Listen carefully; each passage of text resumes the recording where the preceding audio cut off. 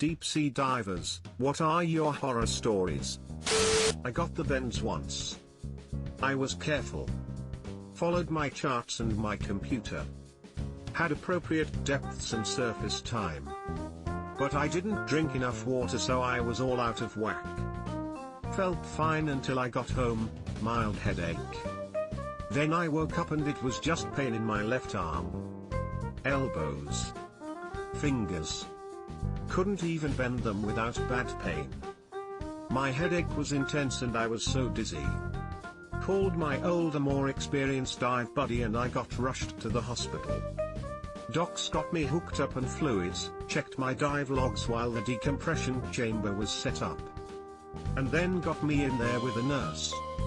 8 hours in a tube about the length of a car but as wide as maybe a double bed. I was on oxygen and hooked up to N4 and it was so loud, with all the air rushing in. As soon as I got to depth the pain vanished. It was crazy.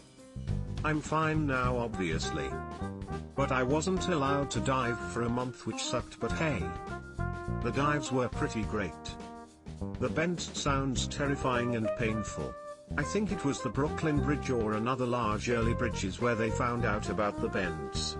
They'd make these large underwater areas that were dry, but still like 100 feet deep underwater, so the workers could dig out the footings for the bridge and they'd be under pressure down there under the water and people would constantly get sick coming out of them. Could you imagine having that happen to you without knowing what the hell was happening or how to fix it? Free dove to about 160 feet in Dean's Blue Hole in the Bahamas.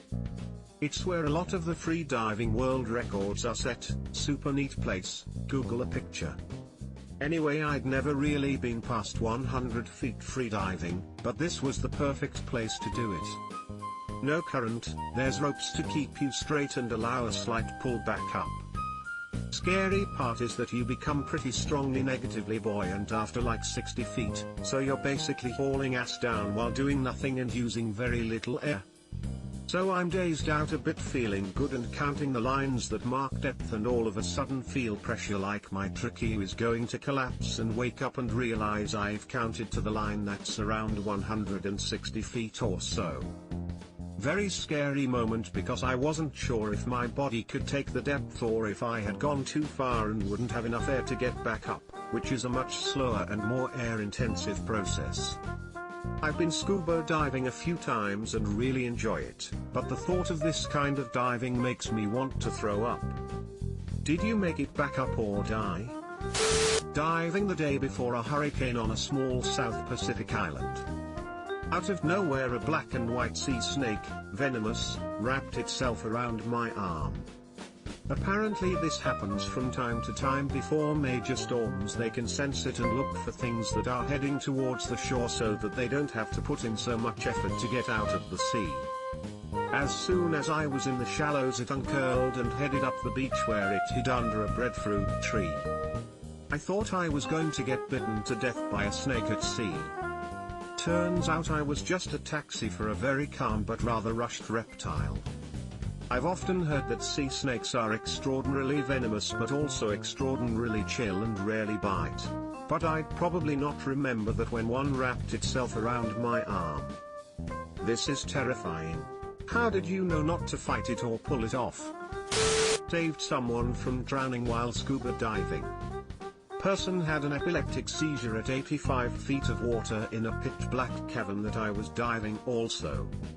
I was hovering above just watching the flashlights move about when I noticed one flashlight not moving. I swam down and was met with the other diver with no regulator in their mouth, eyes open and just on their knees. The diver's buddy was next to them and in complete shock to what was going on and was not assisting whatsoever. 15 years of diving and instructor training came over me like it was second nature. I thought her regulator just came out, so I popped mine out and offered it to her. That when I noticed she had done mentally checked out. I popped my number 2 regulator in my mouth and attempted to put my number 1 regulator in her mouth, but her teeth were completely clenched. I then pressed the birched button to get air into her mouth and noticed her cheeks moving, so I know air was getting in there. That was good enough for me. I then grabbed her under her arm and get the regulator flowing in her mouth and swam to the opening of the cavern and then up over 60 feet to get her to the surface. One on the surface did everything I was trained to do, inflate BC, dumped her weights, got her on her back and started towing to land. As I'm towing her in, she is regurgitating all the water she swallowed and inhaled. It seemed like gallons of water. Got her to land where other divers assisted me in getting all her gear off. She was breathing fine and alive but in shock for a while and slowly came around like nothing happened. We were very lucky that we were only 10 minutes into the dive, or for sure we would have both been bent and spending time in a hyperbaric chamber. The crazy thing is she didn't tell anyone she had epilepsy, and when we later reviewed her consent form she checked off no to epilepsy. I put myself at risk shooting up to the surface like that, but if I came across that situation again I would not hesitate to save someone's life. Did she know she had epilepsy? I know more than one person that has dive pressure/exertion as a seizure trigger and one that discovered that the bad way. Sometimes people don't know they have epilepsy or have a brain condition that can cause seizures, until they have one. My brother never had them either. One day during a court hearing, while both my brothers, oldest of the two, brought the youngest of the two, were waiting on them to call him up, I was told that he looked up at the lights and began to seize. He had a huge brain tumor that wasn't present in 25 years of life. So it can happen that she didn't know. The only scare I've had is some jackass in a yacht cruising through our dive location at full throttle. You could hear the boat coming for a solid minute or two before it flew over our heads. Our boat had a dive flag on it and we had a boy with a dive flag on it. They didn't even slow down. Barracuda, sharks, rays, manatees, dolphins. All cool. Humans are way scarier. I work as a paddling coach on lakes. The number of times I've attempted to gesture at a pleasure craft for them to stop, only to have some dude in cargo shorts wave back like an idiot, is higher than I can count. Ignorant question, what could go wrong in that case? I can understand, if there are any wires or tethering to you guys, it could get tangled to that yacht. Are you referring to them? Will the currents affect you or interfere with your session? Do all the people on the boat dive or one will be there? I mean, I thought you're worried about your boat going adrift. Finally, aren't there any laws to fine them, or since they are millionaires, rules don't apply to them? Night diving is incredibly creepy. You don't realize how dark the ocean is until you are in it. I don't like closing my eyes in a swimming pool during the day. Fuck that night dive shit. I have a couple friends who did night dives for their PADI cert. Yep, night diving with lights on. The light diffuse pretty fast and you have this particle field with lots of shadows for your brain to play tricks on you with.